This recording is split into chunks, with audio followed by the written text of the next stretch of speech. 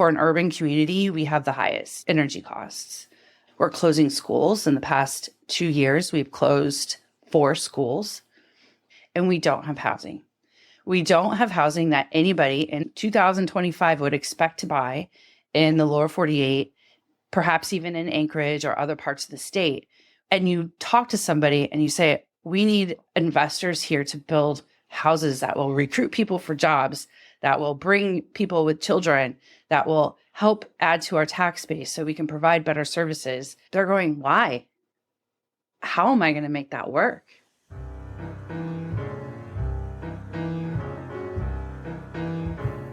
Welcome to the East Anchorage Book Club. I'm your host, Andrew Gray. The purpose of this podcast is to tell the stories of Alaskans of interest and importance.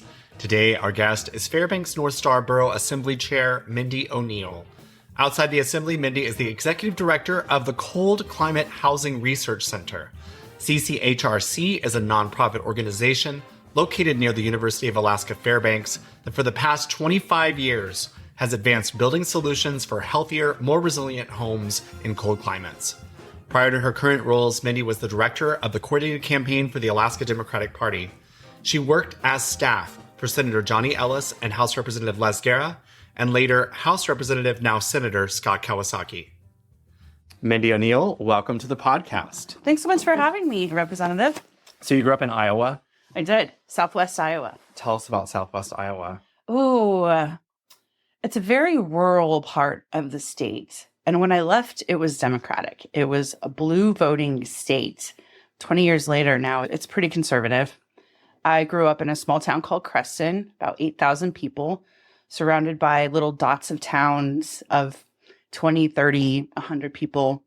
My family is farmers, Angus beef farmers, soybean farmers, and my mother was a nurse and my father was a management in a factory. Was your stepdad? Mm-hmm. Did you know your real dad? I didn't really know him very well. Why do you think Southwest Iowa went from blue to red since you left? Clearly, since I left. I think that's a really good question. I think that rural America has been left behind in a lot of ways. It's very difficult to make a living as a farmer. The machinery gets more expensive. And so in order to continue to produce at a rate that is going to generate any sort of income, you really need to have better equipment. And so to do that, there's like this cycle of unending debt that comes through. Also, there's a changing climate there. So the yields of crops really aren't doing as good as they have before. So I think on a political landscape, it's been really difficult to make ends meet. And in such a rural state, the policies haven't really connected with that population, and they feel like they've been left behind. I guess they just feel more and more left behind, so they just keep voting redder and redder. The more left behind they are, the more they're going to double down and be more red. Yeah, it's generally if I'm hurting, everyone else should also be feeling the pain. And if I'm looking at democratic policies or what's typically considered democratic policies that are more social in nature, that really do try to levelize different wealth gaps, there's a contingency that doesn't realize that they're in that gap. And that could inform the way that they're looking at their politics. Were your parents political? Not really. They were both Democrats. They both voted Democrat. Did they stay Democrats? My mother is. Your stepdad hasn't? He's voted for Trump the last couple elections. Yeah. Do you talk to him about that? No. It's a hot issue. My father voted for Sarah Palin because she was good looking. She was good looking. We were just talking about that in the office yesterday about our best looking governors. We said Sarah Palin and Jay Hammond and how that mattered to some people. Yeah. So you feel like Sarah Palin was the gateway drug for him? It was. Totally. Yeah. And it was really an iron rod for us because I was trying to say, especially in the last Trump election, when we're talking about women's rights, when we're talking about dismantling democracy and government as we know it, it's really like those decisions are impacting me, your daughter. that you love. That's in your family. And that is a disconnect, I think, in families and boating. How old were you when you became his stepdaughter? About 8. Okay. So you remember the wedding. Oh, yeah. Yeah. And you have a younger sister? I do. 15 months younger. Oh. We're like Irish twins. Yeah. Yeah.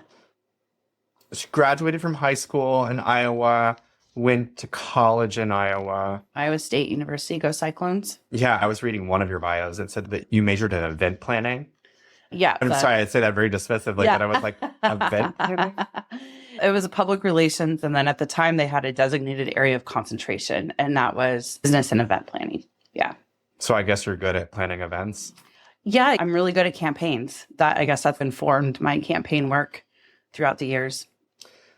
Why did you decide to move to Alaska, and how did that happen? So I worked at a restaurant called Hickory Park. It's this huge restaurant in Ames, and it's a barbecue restaurant. And after I graduated college, I thought, I've been in school my entire life. I didn't take a break or anything. I just went right to college, 4 years, graduated. And I was like, I'm going to take a year off and I'm going to party. And that's pretty much what I did. So when you got that major, you said it made you really good at campaigns. Were you thinking that you were going to work in the political realm? No, not Then what really. did you think you were going to do with that degree? I wanted to plan events for different nonprofits, for organizations in town. I wanted to major in public relations because I knew that I was good at communications, and that was a passion of mine. And I knew that it was broad enough that I could really specify where I wanted to go based on who I wanted to work with. Okay, so back to you and your Yeah. partying. So you decided that you were going to party. I'm going to take a year off. I'm going to chill. So I was an assistant manager at a hotel, Microtel Inn, and then I worked at this restaurant. And a friend of mine who worked there said, I'm considering moving to Alaska to get my master's degree in Anchorage, and you should come with me. And this is where politics enters my life, because I really loved John Edwards the first time that he ran for office. I thought that he was like the next JFK. Speaking of good looking. Yeah, he was like the JFK of my time, and just wonderful. I was all in. So I started getting involved in canvassing in Iowa, and I was recruiting people at my restaurant to caucus in the Iowa caucuses. And of course, nobody had done it ever before. So my friend Denise Cam, who still works and lives in Wasilla, she's an educator now in Wasilla, she said, you know what? I will go caucus if you consider moving to Alaska with me. I was like, sure. She was the least likely person to go caucus in the Iowa caucuses. I told her like who was the candidate that we were supporting, and she ended up recruiting her entire group. And was this the Howard Dean caucus? It was, yeah. Because Meg Zolotel, who's on the Anchorage Assembly, met her husband caucusing for Howard Dean in Iowa. I do know that. Yeah, she is an Iowan. Yeah. Yeah. And we have Pete Peterson, who served on the Anchorage Assembly as an Iowan. Yep. Rebecca Himshoot represents Sitka. She's an Iowan. There's a lot of Iowans. Just We've made little our way Iowa up here. trivia there. Yeah. Who's from Iowa? Not me. I've never been there. You should go. It's a great time. You should come to a football game. I'll take your word for it. So Okay. working at a microtel, you're getting friends out to caucus for John Edwards. You agreed that you'll consider moving to Alaska. Clearly, you both did. Yep. And you're both still here. Right. So we were going to be here for 1 year. Hey, but did the scandal happen with John Edwards prior to the caucus? What happened? Remember, he ran twice. Okay, I don't remember. So I'll be honest. he ran the first time and didn't win the nomination. But didn't have a scandal. It did not have a scandal at that time. That at least was made public. The second time he ran was the scandalous time, and I lost all respect for him, sadly. Because he had a baby. I don't remember the I don't scandal. even remember the scandal either. Yeah. Extramarital affair. Political scandals bore me. / baby. Oh, I remember. His wife had cancer. Yes, that's right. He had an affair with somebody and had a baby while his wife was dying of cancer. Yeah, the baby part I don't quite remember, but I do remember that his wife had cancer and he was getting it somewhere else. Yeah. Landed in Anchorage in 2004? Yeah. Yep, we drove up through the United States, then took the ferry. Bellingham to Haines. Bellingham to Haines. We camped all the way up, stayed in KOAs and did all of that. And yeah, drove in and an Anchorage day, 92 degrees. We were like, That's crazy. We've hit the jackpot. This place is amazing. Yeah. And drove like straight to the end of, was it Point Warren's? Yeah. Yeah. Straight to the end. And we're just instantly in love. And we were going to only stay for a year. And this is your party year. No, this is after that. So Okay. it was like, all right, I'm gonna work 2 jobs and not take life too seriously. And then it was like, okay, now let's move to Alaska. So we bought an S10 Chevy pickup truck. And Did you know what you were going to do when you got to Anchorage? we didn't. No. What did you do? I started working at the Snow Goose and Sullivan's in downtown Anchorage. Like as a server? As a server. And then I applied and got the position of a community outreach coordinator for the Anchorage Concert Association. How did you end up in Fairbanks? Oof. So I lived in Anchorage for 7 years. I worked for the Anchorage Chamber of Commerce as the membership director. And then I sold radio for several years. And that... What does selling radio entail? Working with clients on radio ads. Encouraging people to buy radio ads. Yeah, of course. You're the ad executive. I really like to do events with my clients. So there were events that we did. And so what was the question? How did I get to Fairbanks? Yeah. So I worked for Senator Ellis for an interim. And how did that come about? Johnny Ellis, who represents downtown Anchorage. Correct. Yep. That's where I lived. I lived right off of Merrifield in that area. I had started a online newspaper called This Arctic Life. And I had done that with my partner at the time. And we ended up breaking up. But during that time, I had quit my job. I had just really become dependent on this relationship and this endeavor that we were doing together. And it was really quite heartbreaking when it didn't work out. And because he broke up with you? It was definitely mutual. Yeah, this isn't working. Separation. And I was devastated. What am I going to do with my life? I've just invested everything in this relationship. I don't have a job. I don't have a car. I don't have a place to live. And I was like talking with Amory Lee Lake, who I'd met through some like young professional stuff in Anchorage. And she was like, we have a position open. I'm not going to guarantee that it's yours, but you should come talk to the senator. Because she was working in his office then. Correct. So I did. And I worked with them over the interim.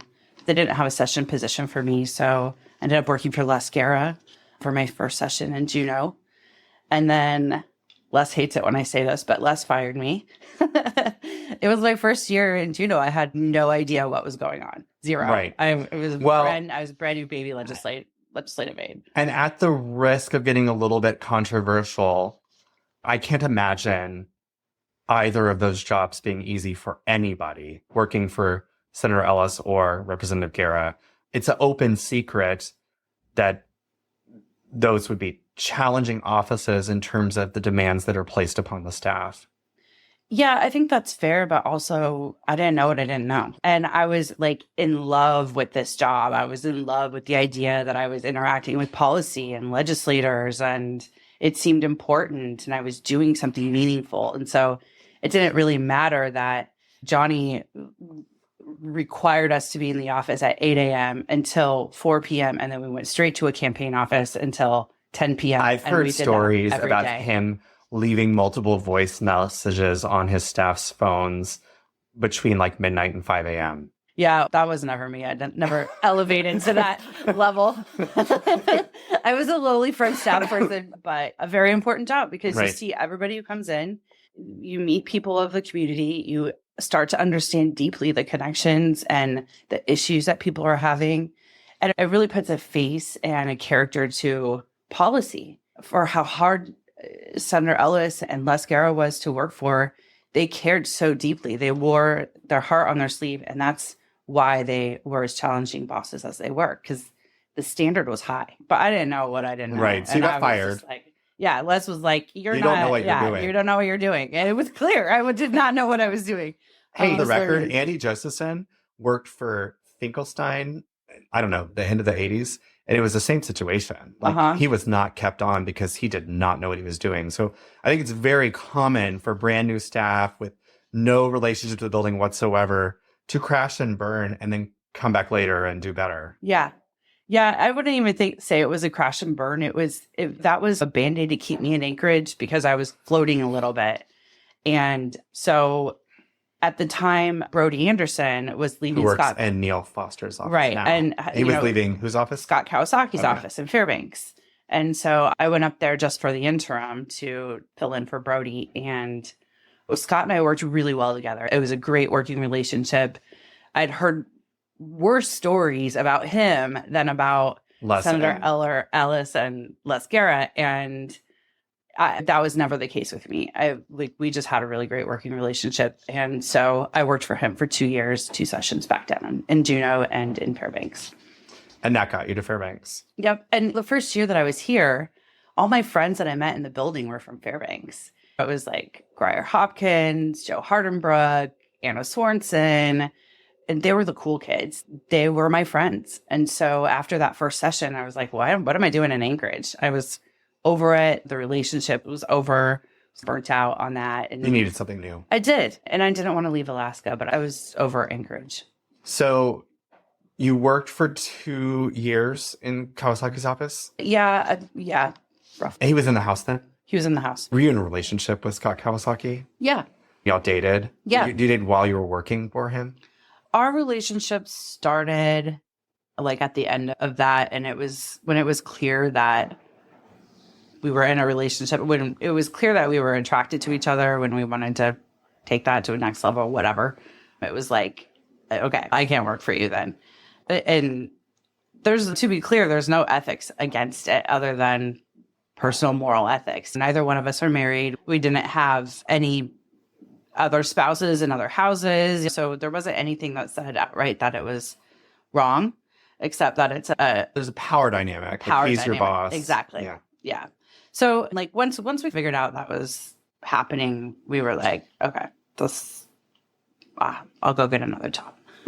So you continued to be in a relationship when you went to do the gas utility. Yeah. And we dated for about 5 years. And I guess you parted amicably. Yeah. Scott and I are great friends. He's one of my best friends, if not my best friend. Like, he is incredibly kind and generous, and we like genuinely love each other. It's just not in a romantic way.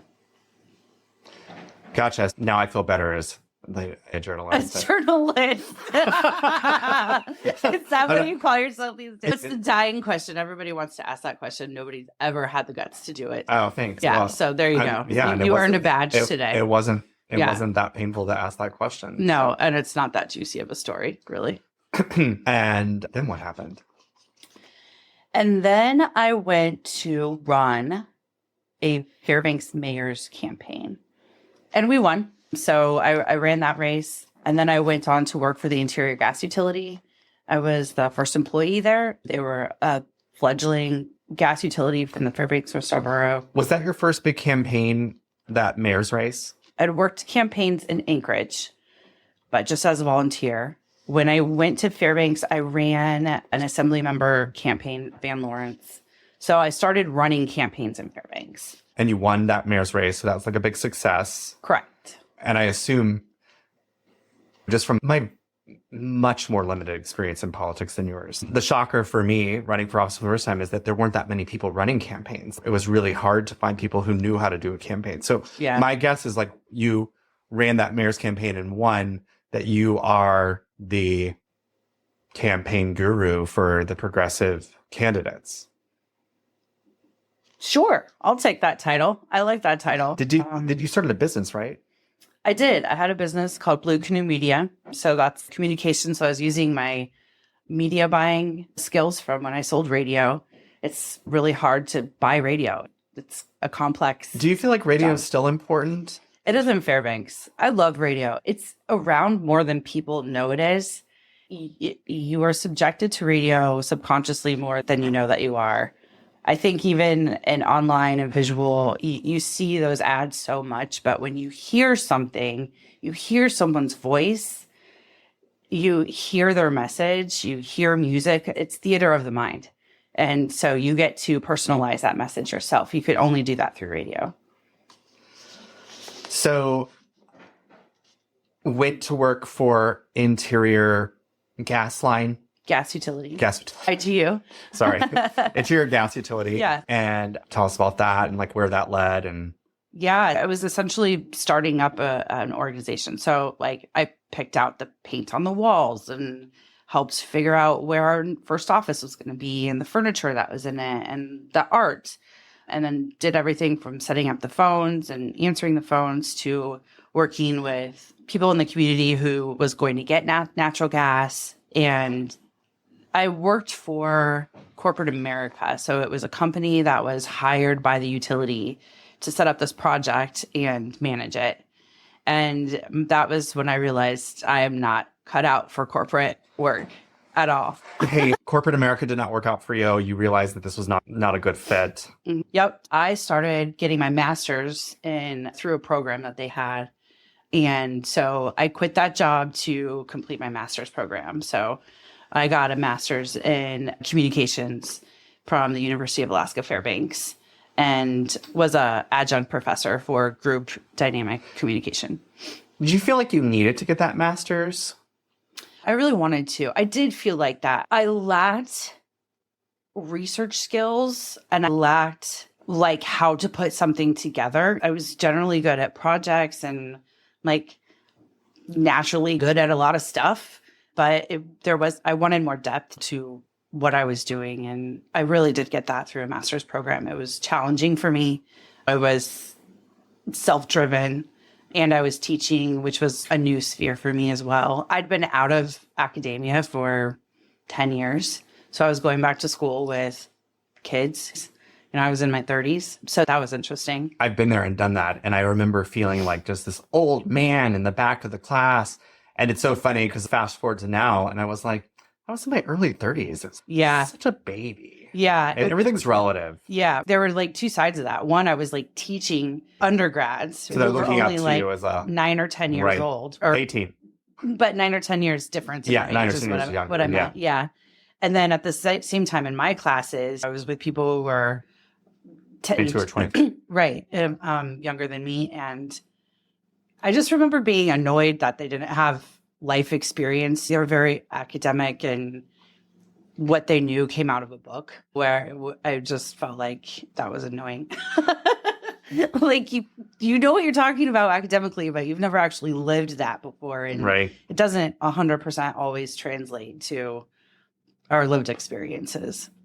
But I had a great cohort and a great department at UAF, and I'm really glad I did that. When did you run for office?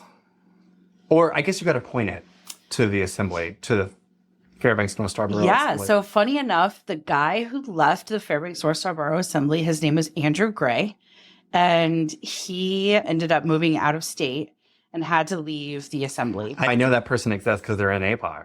Like if I search for myself. You'll find them.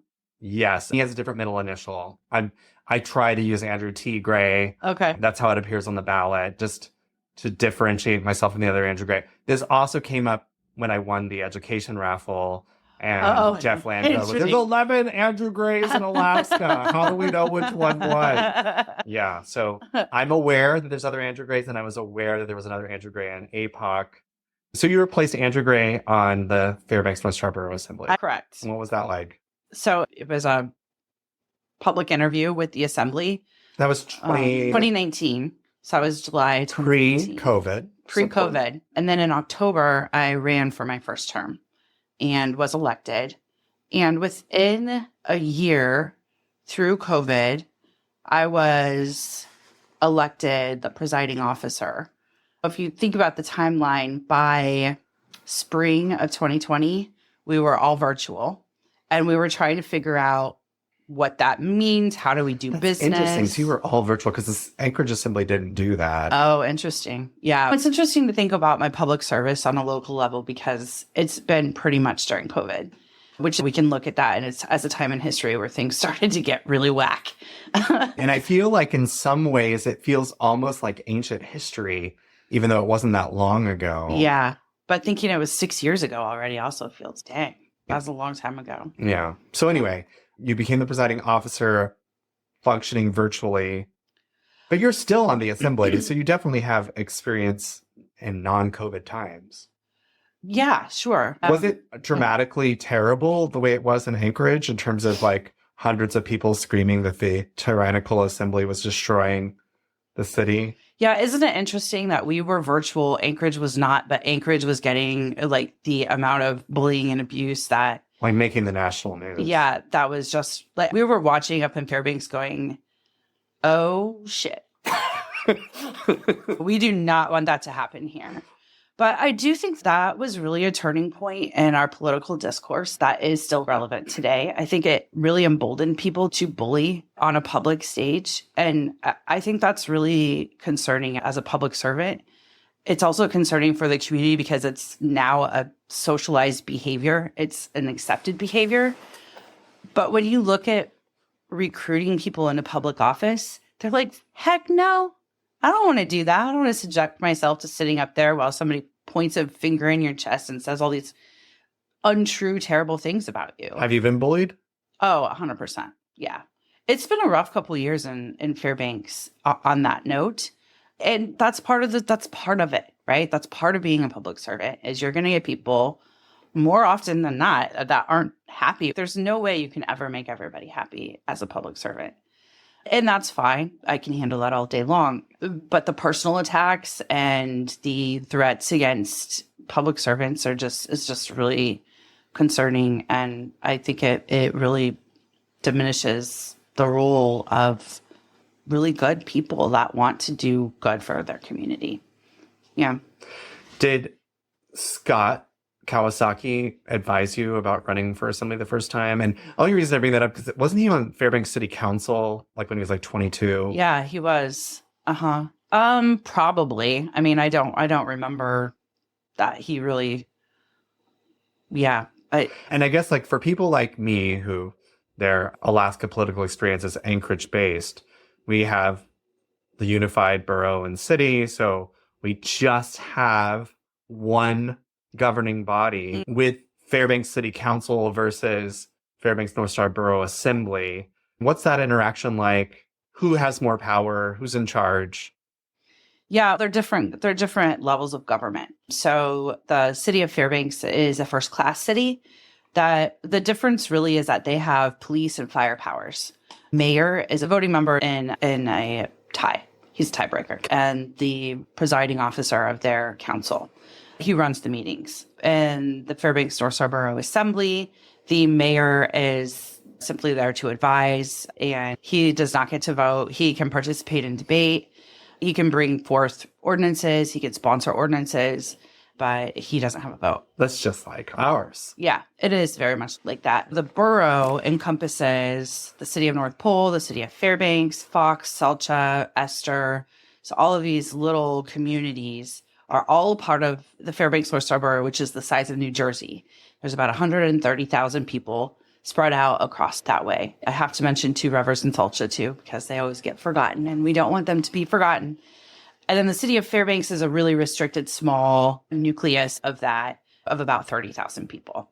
So I live in the city.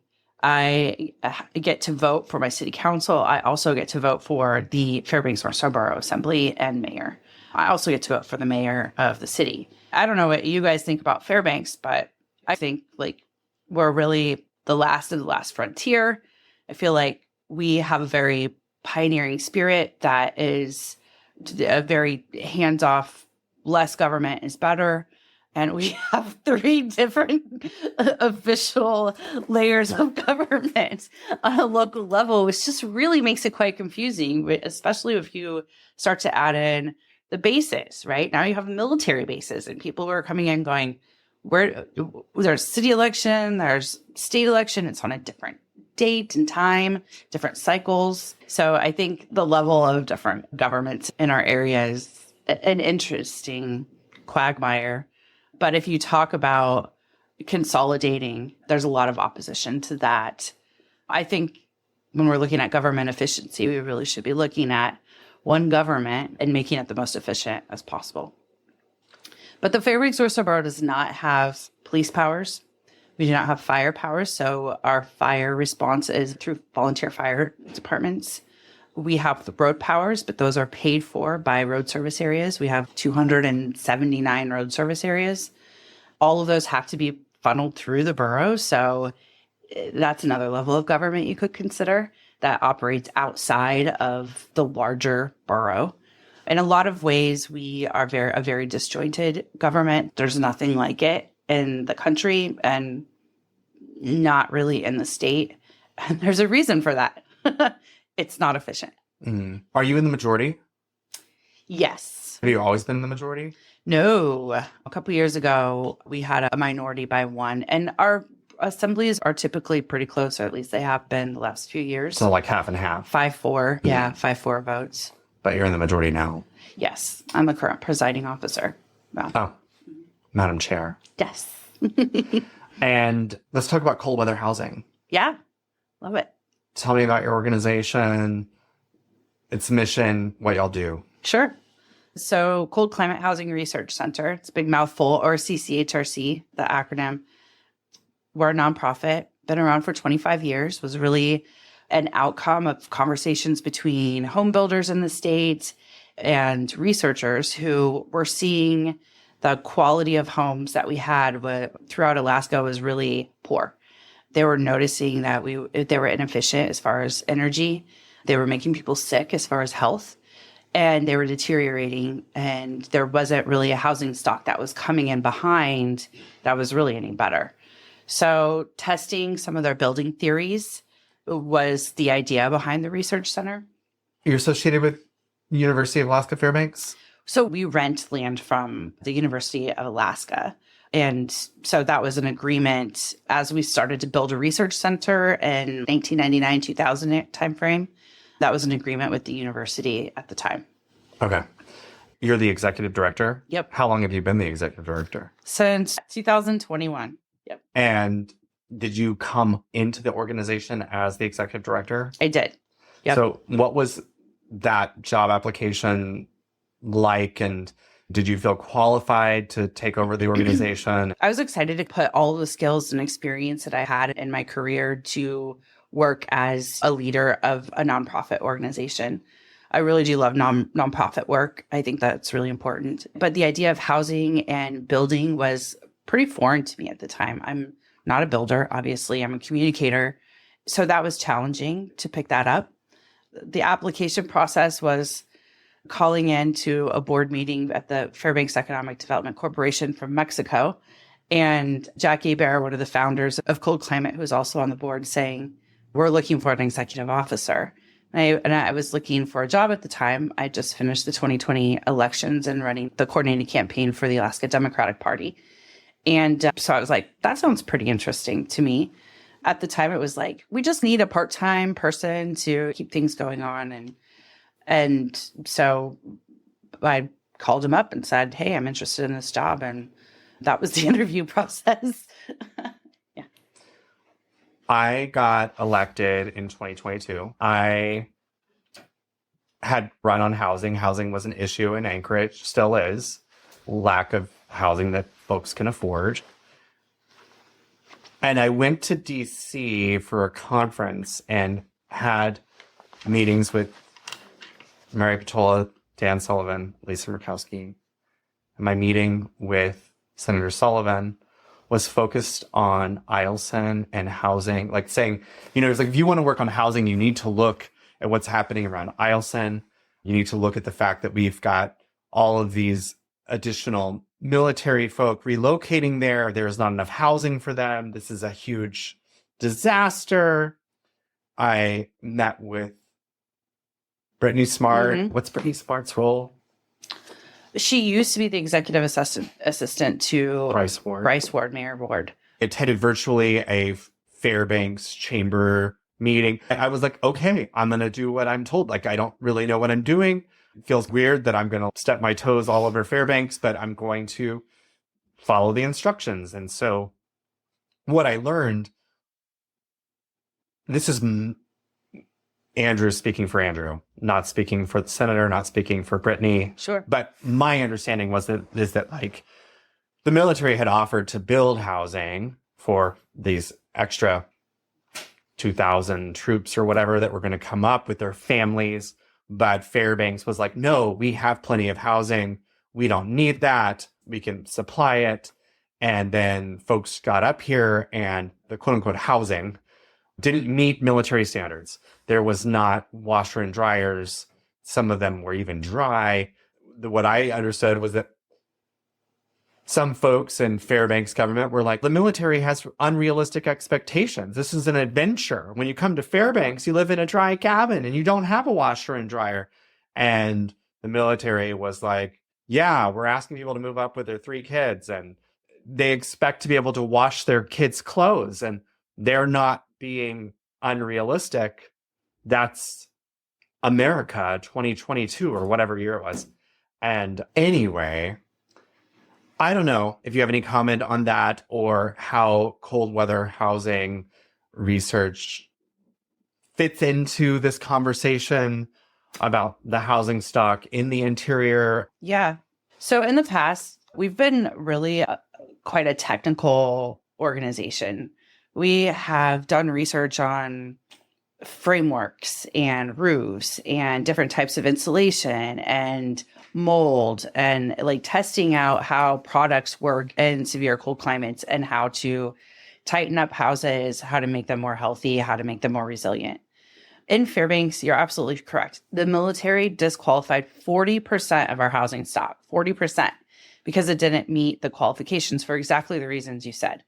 No running water, the big one, washers and dryers, separated room spaces.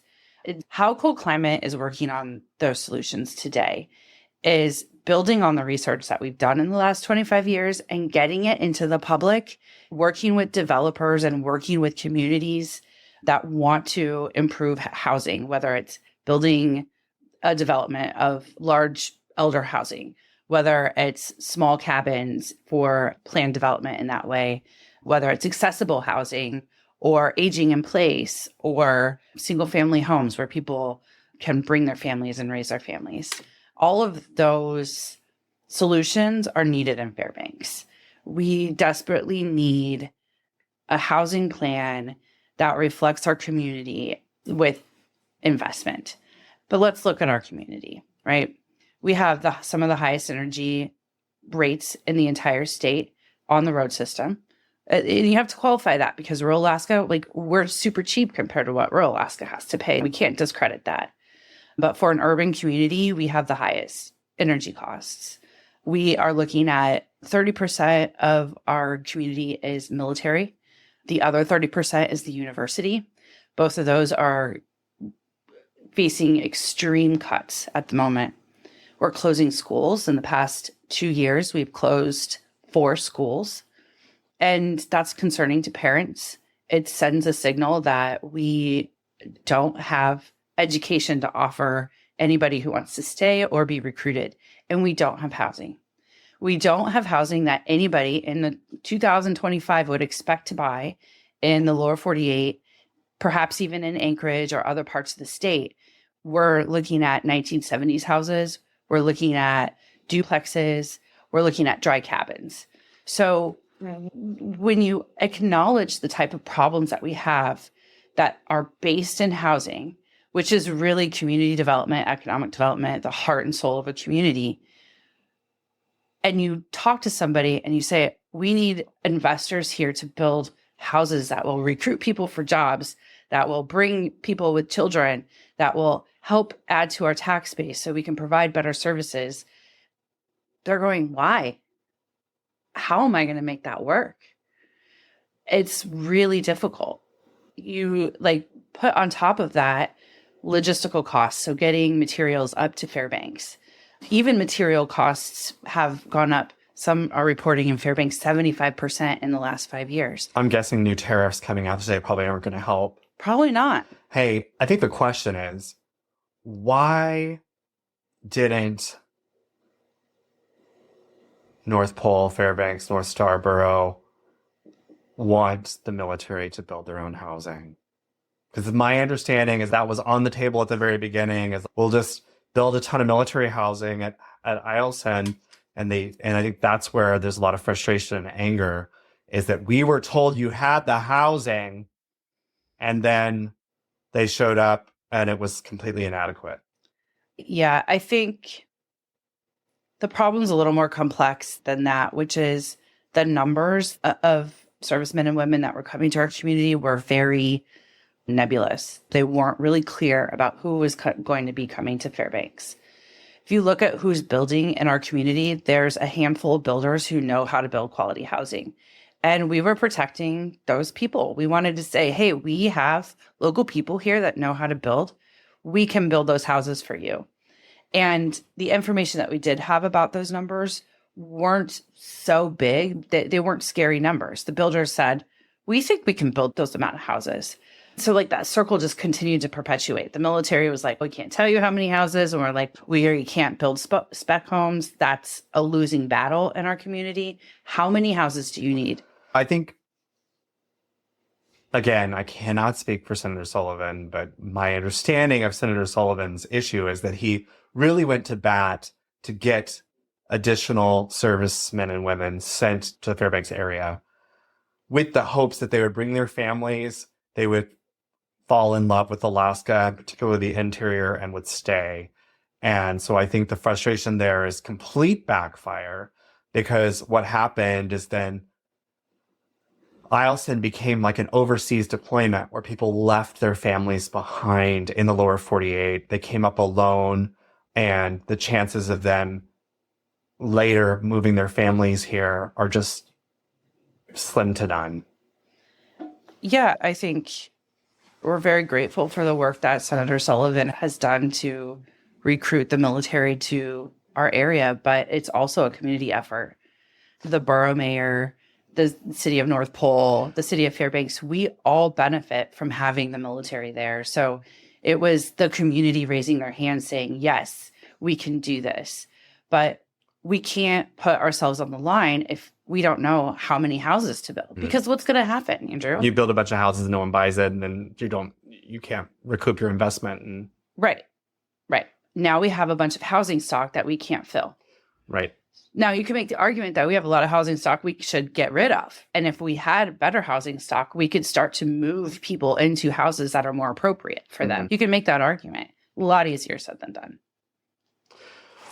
But it was Bryce Ward and his executive assistant, Brittany Smart, Mayor Ward. He termed out in October. Grier Hopkins is now the mayor, and Brittany works at UAF. Grier is the mayor of North Star Borough. Yes. And Bryce Ward was the mayor of North Star Borough. Yep. And who's the mayor of Fairbanks? David Pruse. And that guy's like super conservative. Yes.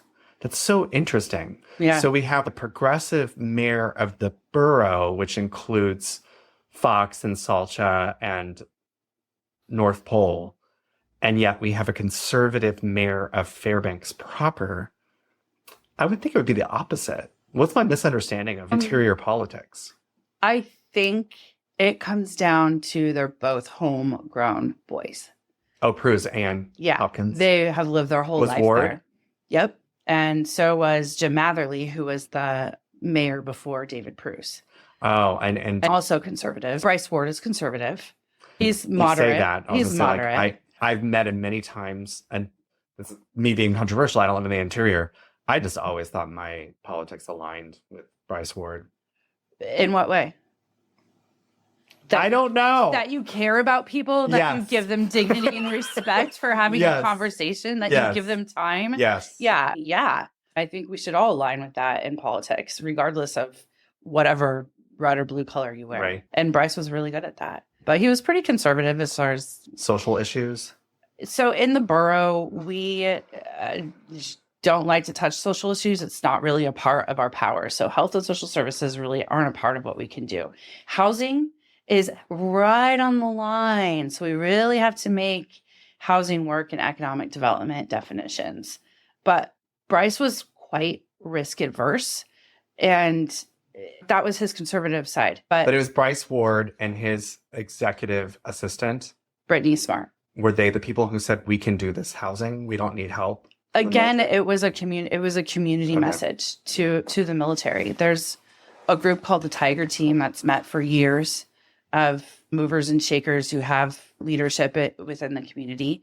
and have regular conversations with the military. So this wasn't something that was done in a vacuum or in a back room or like overnight. This was an evolving executive order. No. Yeah. Oh yeah, no. It was an evolving conversation where we were, as a community, recognizing the immense impact that the military has on our community, and also trying to lift up those who know the building industry in the interior before saying, yeah, military, you build some more shitty homes on your base. And then when you guys leave, we're going to be stuck with managing. Right. Is there anything that you wanted to talk about that we didn't touch on today? I thought we talk more about housing, but maybe we can. I don't know, it's such an examination of my life. It was very funny because my staff said, hey, Mindy O'Neall wants to know what to prep for tomorrow. She assumes we're going to be just talking about cold weather housing. And I was like, tell her to prep on her life. Yeah. Tell her to review her bio. Yeah, I should have a little bit more closely. Yeah, I was like, maybe next time we don't have an 8:30 meeting. That's not what we do here. Last question I ask everybody: do you have a book you want to recommend? Oh, that's great. A book that I come back to time and time again is Siddhartha By Herman Hesse. Yeah, I love that book. I love the journey of self-reflection and taking the time and being bold and doing different things throughout your life. And I try to read that book every couple years just to ground me. And that's one of my favorites. Great recommendation. Mindy O'Neall, thanks so much for being on the show today. Thanks so much for having me. Let's do one on housing. Let's do one on housing. And I have one more compliment for you. It's when I first met you, it was through your involvement with IELTS and the housing lens. And you were very considerate. You called me and you were like, oh my gosh, I am tipping my toe in this. I feel very outside. I'm from Anchorage. I just want to say I really appreciate that about you. It like immediately was a connection between us, because I think oftentimes those outside of the interior do come in with a sort of savior mentality, or why don't you do it this way? And our community is so different and so complex. I just want to say thank you for recognizing that, and for your work on housing in your own community. It has statewide reverberations, and your leadership in housing is really commendable in your short time in office. Thank you for that. Oh, thank you, Mindy. Bye. Bye. Thank you, listeners. If you like what you heard, please subscribe, rate, and review us. To contact me, email rep.andrew.gray@akleg.gov or call 907-465-4940.